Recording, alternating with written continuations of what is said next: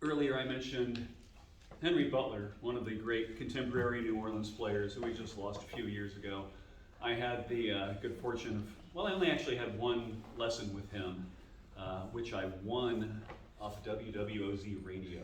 It was when I was in grad school many years ago. I was on my way home from school, listening to the radio in the car, and Henry was on the air, sort of shaking the can during their fund drive. And he said, if you call and pledge money during the next 3 people who call in, besides the CD and whatever else you get, you'll also get a piano lesson from me. So I did what we did back in those days. I brought my car to a screeching halt in the Plaquemines parking lot and ran towards the payphone with my quarter and called in, and ended up getting a lesson with Henry and becoming friends with him after that. So this is a tune of his that was this, sort of his theme song. It's called Orleans Inspiration.